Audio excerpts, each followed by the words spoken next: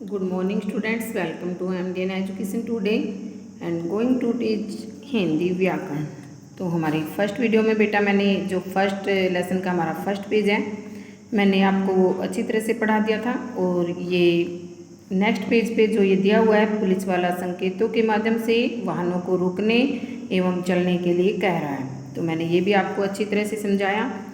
तो अब हमारा यहाँ से है, मनुष्य एक ऐसा प्राणी है जो अपने भावों को इशारों से समझा सकता है, बोलकर कह सकता है और पढ़कर समझ सकता है। यानी कि हमने जो हमारी फर्स्ट वीडियो है उसमें हमने देखा कि जो सभी जानवर हैं वो अपने अपने बोलियों में अपनी भाषा समझाते हैं। जैसे बछड़ा था रंभाकर बता रहा था, मेंढक टर कर रहा था, कौवे काँव काँव कर रहे थे। तो सभी की अपनी अपनी बोली थी, लेकिन एक मनुष्य ही ऐसा प्राणी है जो अपने भावों को इशारों से, यानी हमें कोई इशारों से में बात करता है तो हम उसको समझ लेते हैं उसने हमें क्या बोला। कोई हमें बोलकर बताता है तो भी हम समझ लेते हैं, और कोई हमें लिख कर देता है तो उसको भी हम पढ़कर समझ लेते हैं। यस, तो मनुष्य के द्वारा किए गए विचारों के आदान प्रदान को भाषा कहते हैं। तो ये हमारा क्वेश्चन बन गया कि भाषा किसे कहते हैं? विचारों के आदान प्रदान को, यानी जब हम बोलकर या लिखकर अपने विचारों को दूसरों तक पहुंचाते हैं उसे हम क्या कहते हैं? भाषा कहते हैं। विचारों के आदान प्रदान को भाषा कहते हैं। यस बेटा, समझ आया कि मनुष्य ही एक ऐसा प्राणी है जो अपने भावों को इशारों से, यानी इशारों से समझ सकता है, पढ़कर समझ सकता है और सुनकर समझ सकता है। तो विचारों के इस आदान प्रदान को ही हम क्या कहते हैं? भाषा कहते हैं। यस बेटा, आगे हमारा इन चित्रों को ध्यान से देखिए। इसमें नेताजी दिखाए हुए हैं। नेताजी क्या कर रहे हैं? भाषण देकर अपनी बात कह रहे हैं, यानी वो बोलकर ही बताएंगे। भाषण तो बोलकर ही दिया जाता है, तो वो बोल करके अपनी बात बता रहे हैं। नेक्स्ट है हमारा, दूरदर्शन पर समाचार वाचिका समाचार पढ़कर सुना रही है। समाचार वाचिका कौन है? ये जो न्यूज़ बता रही है। तो इस मैम को हम क्या बोल रहे हैं कि समाचार वाचिका क्या है? समाचार पढ़कर, यानी वो लिए हुए हैं तो उसमें से वो क्या है? पढ़कर सुना रही है। नेक्स्ट है, बच्चा पुस्तक पढ़कर पाठ समझ रहा है। बच्चे ने पुस्तक पढ़ी, पुस्तक में उसने पाठ को समझ लिया या समझा रहा है।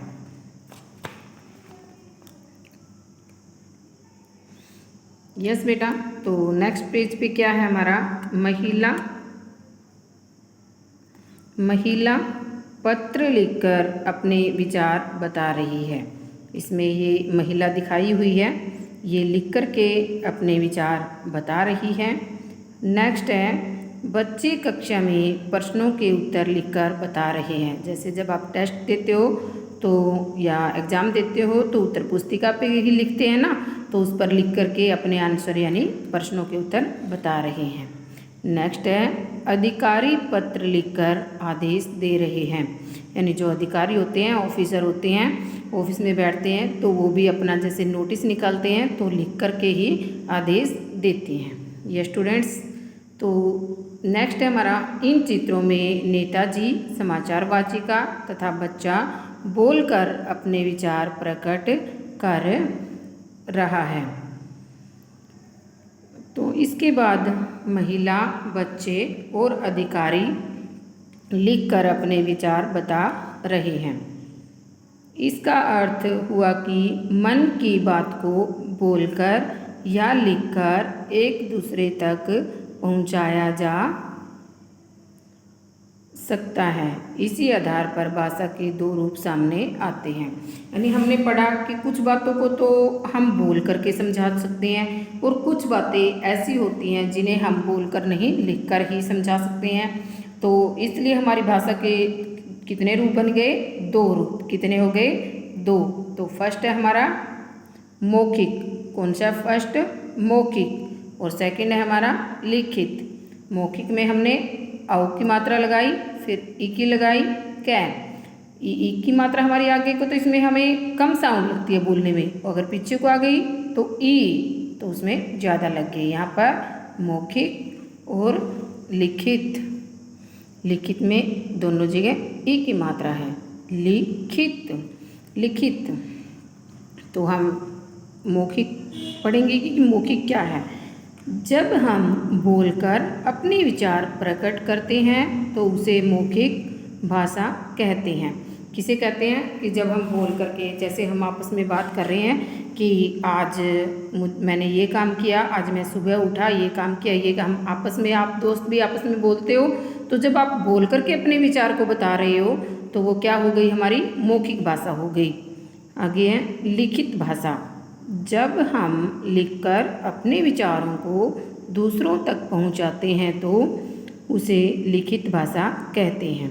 इसमें क्या हुआ कि जब हम कोई बात ऐसी भी होती है जिसे हम बोल करके नहीं बता सकते तो उसे हम क्या करते हैं, लिख करके।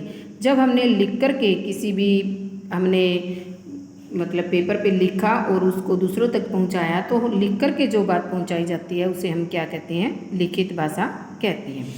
ये स्टूडेंट्स, यहाँ तक आप सभी को समझ आया अच्छे से।